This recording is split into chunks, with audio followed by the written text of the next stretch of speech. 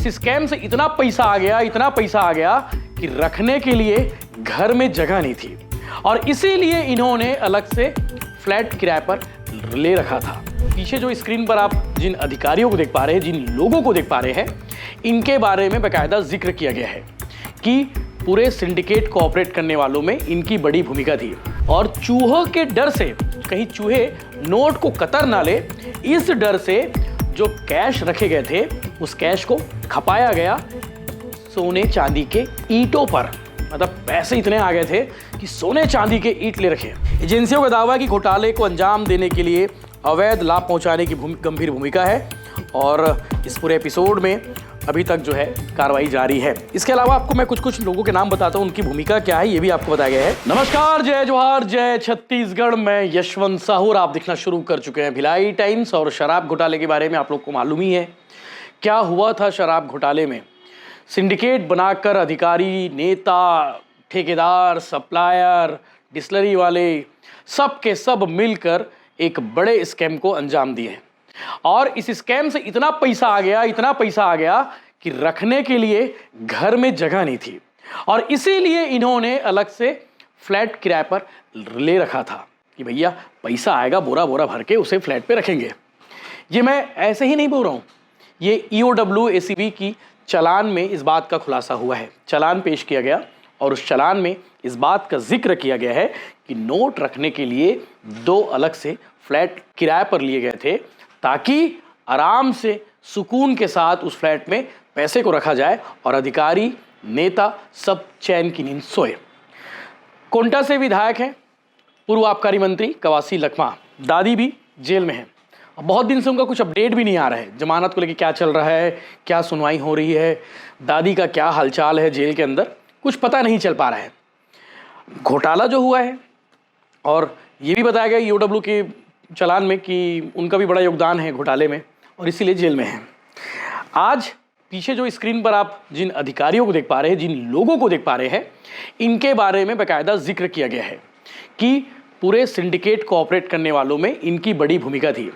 निरंजन दास नगर निगम भिलाई के कमिश्नर थे और उसके बाद वो रायपुर चले गए, सेक्रेटरीट में रहे, मंत्रालय में रहे, अलग अलग बड़े विभागों में रहे।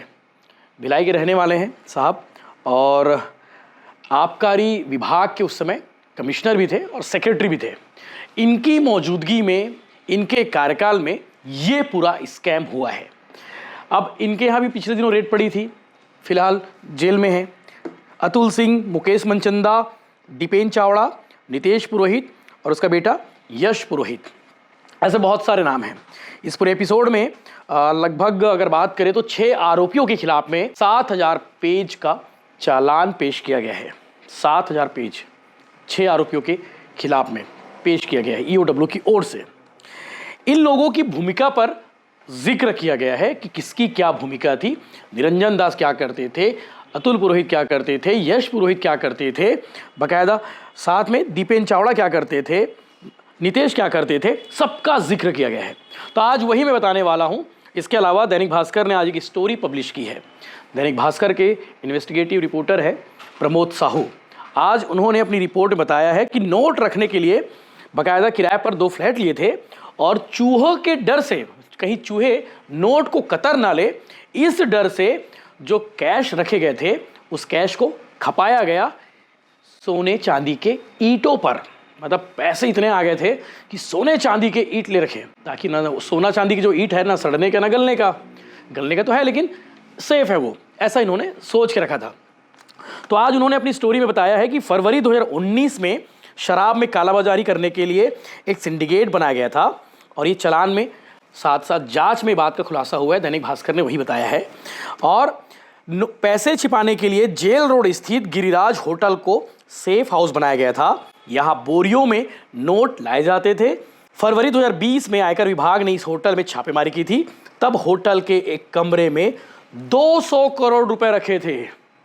भैया 200 करोड़ रुपए बहुत होते हैं, मैं तो आज तक देखा नहीं है 200 करोड़ रुपए सामने रखे हुए। तो सोचो आयकर विभाग के अधिकारी जब उस होटल के कमरे में घुसे तो सामने नोटों का बंडल था, बोरा बोरा भर कर पैसे रखे थे।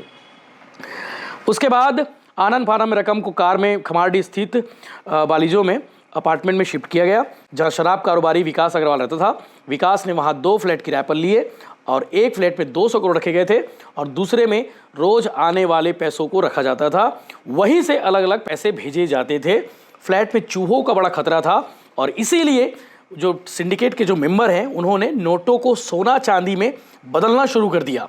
सदर बाजार के कारोबारियों से सोना चांदी की ईंटें खरीदी गई। सिंडिकेट ने 80 किलो सोना भाई साहब बहुत होता है। इसके साथ साथ 210 किलो चांदी की ईंट खरीदकर वहीं रख दी गई। बाद में ईडी की कार्रवाई में इन्हें दोबारा पैसे में बदलने में हवाला कर दिया गया और इतना ही नहीं, दुबई में भी रकम को हवाला की गई और वहां संपत्तियां खरीदी गई। एक और जांच में खुलासा हुआ है कि शराब ट्रांसपोर्ट करने वाली गाड़ियों की मॉनिटरिंग के लिए 2 बार टेंडर निकाला गया। हर बार गाड़ियों में जीपीएस लगाने के लिए 1.5 करोड़ रुपए का टेंडर जारी हुआ। मशीनें खरीदी पर इस्तेमाल नहीं किया गया क्योंकि फैक्ट्री से सीधे बिना रिकॉर्ड की शराब दुकानें तक पहुंचा जाती थी और पैसा सिंडिकेट को बांटा जाता था। इससे पहले मैं बता चुका हूं कि शराब घोटाला क्या स्कैम है, मतलब क्या किया गया था, कैसे इन्होंने इतना पैसा बनाया था। लगभग 3300 करोड़ का ये स्कैम बताया गया है और इसमें बहुत सारे लोग इन्वॉल्व हैं। 50 आरोपियों के खिलाफ में अब तक चालान पेश कर चुकी ईओडब्ल्यू कोर्ट में और जांच अभी भी जारी है। इस मामले में पूर्व आबकारी आयुक्त निरंजन दास, अतुल सिंह, मुकेश मनचंदा, नितेश पुरोहित, यश पुरोहित और दीपेंद्र चावड़ा शामिल है। एजेंसियों का दावा है कि घोटाले को अंजाम देने के लिए अवैध लाभ पहुंचाने की गंभीर भूमिका है और इस पूरे एपिसोड में अभी तक जो है कार्रवाई जारी है। इसके अलावा आपको मैं कुछ लोगों के नाम बताता हूं, उनकी भूमिका क्या है ये भी आपको बताया गया है। निरंजन दास साहब तत्कालीन आयुक्त और सचिव थे और आबकारी नीति में गैर जरूरी बदलाव किए गए। टेंडरों की शर्तों में हेरफेर की गई उनकी ओर से। सिंडिकेट को कमीशन उगाही में लाभ पहुंचाने की साजिश रची गई। प्रति माह कम से कम 50 लाख रुपए रिश्वत लेने का आरोप है। प्रति माह 50 लाख रुपए रिश्वत मिलता था निरंजन दास को, ऐसा ईओडब्ल्यू की जांच रिपोर्ट में खुलासा है। इसके अलावा 16 करोड़ रुपए की अवैध कमाई की पुष्टि ईओडब्ल्यू ने अपनी जांच में किया है। इसके अलावा अतुल सिंह और मुकेश मनचंदा के बारे में बताया गया है। ये दोनों जो है ओम साई बेवरेज कंपनी के डायरेक्टर हैं। सिंडिकेट और शराब कंपनियों में बिचौलियों की भूमिका इनकी महत्वपूर्ण थी और खराब FL10A लाइसेंस नीति का लाभार्थी थे और इससे राज्य को 530 करोड़ रुपए का राजस्व नुकसान इन्होंने पहुंचाया है। इनकी कंपनी ने 114 करोड़ रुपए की अवैध कमाई की है, यह आज खुलासा हुआ है। इसके साथ साथ नितेश पुरोहित और उसका बेटा यश पुरोहित, इनकी क्या भूमिका थी ये बताता हूं। होटल गिरिराज जेल रोड को कैश कलेक्शन सेंटर की तरह इन्होंने इस्तेमाल किया। 1000 करोड़ से अधिक अवैध राशि का प्रबंधन करने का आरोप इन दोनों पर है। साथ ही साथ रकम को छुपाने, इधर उधर करने के लिए भूमिका में इनका बड़ा योगदान है। इसके साथ साथ आपको बता दूं कि दीपेंद्र चावड़ा ये होटल वेलिंगटन कोर्ट का मैनेजर है और SJS एग्रो कंपनी के डायरेक्टर है। इनके ऊपर जो आरोप है कि पैसा इन्होंने छिपाया और ऊपर के लोगों तक पहुंचाया। हवाला से अवैध लेन देन के साक्ष्य मिले हैं। आयकर छापे यानी कि फरवरी 2020 में जब छापे पड़े थे उस वक्त के बाद का 1000 करोड़ से अधिक का कैश और गोल्ड का हैंडलिंग का काम इसने किया है। तो ये शराब घोटाले मामले में जो 7000 पेज का चालान पेश किया है उसकी मूल बातों को मैंने बताया है। ये 7000 पेज का जो चालान पेश किया है ईओडब्ल्यू की ओर से कोर्ट में, उसका मूल को मैंने बताया है, यानी कि सारांश को बताया है। मूल बातों का जिक्र मैंने किया है कि ओवरऑल इस चालान की प्रमुख बातें क्या है। तो इस पर लगातार अपडेट्स आपको आगे भी मिलते रहेंगे, चैनल के साथ बने रहिए। पूर्व आबकारी मंत्री कवासी लखमा जेल के अंदर हैं और उनका भी नाम लगातार सामने आते रहता है और उनके खिलाफ भी बहुत सारे आरोप हैं और इसीलिए वो जेल में है, उन्हें जमानत नहीं मिल रही है।